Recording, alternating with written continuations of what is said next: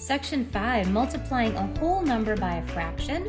Hopefully you already watched video 1, which talked about using repeated addition, because we know that multiplying is just repeated addition.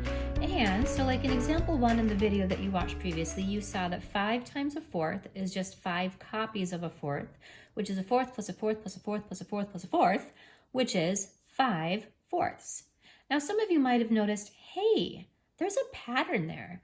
All I'm doing is I'm taking my whole number and I'm multiplying it by the numerator to get the numerator, and then the denominator stays the same. That is true. And that's because of repeated addition and how repeated addition works. So part 2, which is this video, is we're going to not use repeated addition, but we're going to use that pattern that we noticed. We noticed that when we take the whole number, 5 in this case, and we multiply it by our numerator, which is 1, and we put it all over the denominator, we're going to get our answer. 5 times 1 is 5, and then our denominator is just an eighth. So 5 times an eighth is going to be 5/8, because 5 times an eighth is the same thing as 1/8 plus 1/8 plus 1/8 plus 1/8 plus 1/8, which is 5/8. See, example 4, 5 times 7/10, well, I'm still doing my whole number, times my numerator. That's going to give me my numerator, and then my denominator just stays the same. 5 times 7 is 35, and my denominator is 10. So 7, we get 35 tenths, because 5 times 7/10 is 7/10 plus 7/10 plus 7/10 plus 7/10 plus 7/10. That's 5 copies of 7/10. 5 copies of 7 is 35. Now, I wouldn't leave it like this because I can simplify. We always want to simplify our fraction if we can. I'm looking for the greatest common factor of 35 and 10. What number can I divide 35 by? And I can also divide 10 by.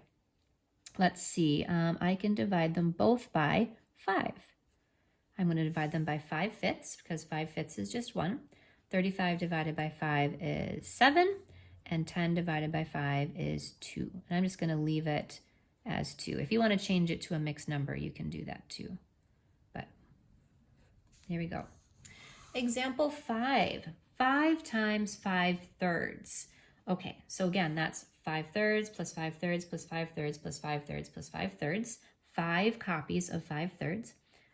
I'm taking my whole number and multiplying it by my numerator, and my denominator stays the same. 5 times 5 is 25. My denominator is just 3.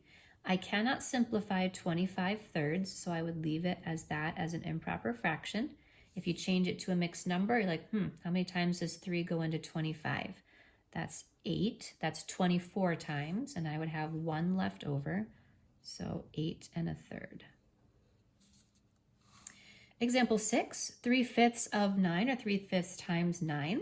Okay, that's 9 groups or 9 copies of 3/5. That's 3/5 plus 3/5 plus 3/5 plus a lot of 3/5.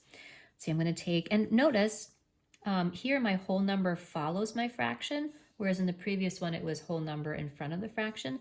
But again, since we're multiplying, it does not matter the order that we multiply. That's the commutative property. So I can still take my whole number times my numerator and put it over my denominator.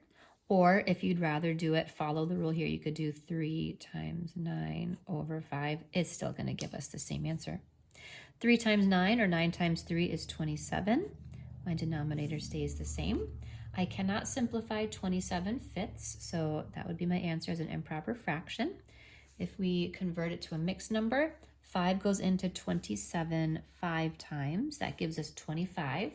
If we take away 27 minus 25, that's 2. So 27/5 is the same as 5 2/5.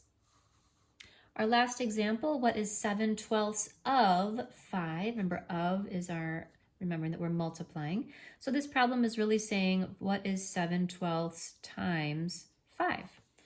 Whoa, well, this one's going to give us a funky number as well. Let's see. I take my whole number times my numerator. That's going to be 7 times 5. My denominator stays the same. because this is saying I have 5 copies of 7/12. So 7/12 plus 7/12 plus 7/12 plus, that is a tongue twister.